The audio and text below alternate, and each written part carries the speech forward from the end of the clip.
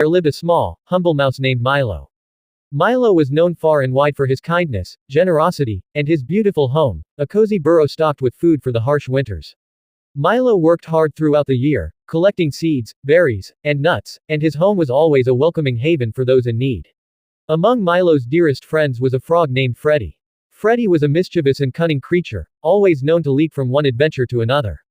He was a bit more adventurous than the others in the forest, and while he was good company, his sly nature sometimes made Milo uneasy.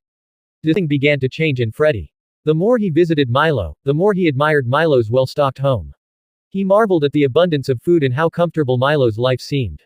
A thought began to creep into Freddy's mind: what if I could get all of that food for myself? It wasn't long before Freddy started to grow jealous of the mouse's contentment. The idea of having all of Milo's provisions, without having to work for them, seemed like the perfect plan. And so, one crisp autumn day, when the golden leaves fluttered from the trees and the stream ran lazily along its course, Freddy hatched a devious plan. Milo, Freddy said one day, his eyes sparkling with a sly glint, I've been thinking, why don't you come to visit me at my home? You've always been so kind to me, and I would love to show you where I live. Milo, ever trusting, smiled. He had never been to Freddy's home, which was located on the other side of the stream. That sounds like a wonderful idea, Freddy, he exclaimed. But, I can't swim. I've never learned how to cross the stream. Don't worry, Freddy said quickly, trying to mask the excitement in his voice.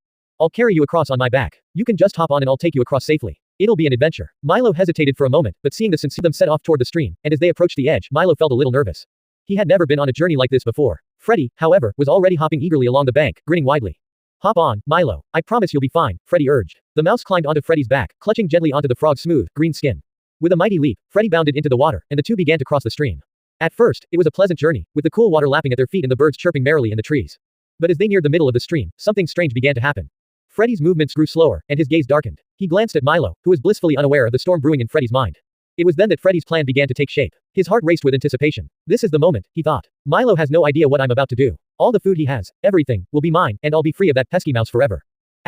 Without warning, Freddy's smile twisted into something more sinister. His strong legs propelled him downward, and he suddenly dived deep beneath the surface of the stream, dragging the mouse with him. Milo gasped in terror as the water enveloped him. The world around him blurred, and he felt a cold grip tighten around him. The frog was pulling him down, deeper and deeper, far from the surface. Freddy, Milo squeaked, his voice laced with panic. What are you doing? Freddy's wicked laughter echoed in the water. I'm sorry, Milo, he croaked darkly. But you've been too good to me. It's time for me to take everything you have, and now, you'll be gone. You're nothing more than a tasty snack to me now. Milo's heart pounded in his tiny chest as the realization of Freddy's betrayal hit him like a thunderclap. He struggled, but his tiny legs could barely move in the water. Desperately, he gasped for air, his body growing weaker with each passing moment. But as he looked around, a flash of hope glimmered in his eyes. High above the stream, a hawk soared majestically through the sky. The bird's sharp eyes had spotted the struggle below, and it quickly banked toward the water. It was as if fate itself had intervened. The hawk, with its keen vision, swooped down in an instant. Its sharp talons closed around Milo, lifting him from the water with startling force. The frog, still holding onto Milo's back, was yanked into the air as well, helpless against the hawk's mighty grip. The hawk soared higher, carrying both the mouse and the frog high above the stream. Milo, still struggling to catch his breath, found himself staring down at the forest below, unable to comprehend the whirlwind of events that had just unfolded. The frog, now dangling helplessly from the hawk's claws, felt a pang of regret. His plan had backfired spectacularly. As he struggled, trying to wriggle free, he realized the full extent of his mistake. In his greed for the mouse's food, he had not only betrayed a friend but also put his own life in danger. The mouse had trusted him completely, and now, they were both at the mercy of a hungry predator. The hawk flew higher still, its wings beating with great force as it carried them toward a distant cliff. Milo, finally gathering his wits, looked at Freddy with a mixture of sorrow and anger. You've made a terrible mistake, Freddy, Milo said, his voice trembling. In your greed, you've lost everything. Your plan has only led to your own downfall. Freddy hung his head, his eyes filled with shame. He had never imagined it would come to this. He had thought he could take Milo's life, but now he realized that in his hunger for more, he had not only betrayed his friend but had endangered both their lives. The hawk circled the air for a few more moments before it began to descend slowly toward the rocky cliffs. Milo, still clutched in the hawk's talons, was beginning to fear for his life once more.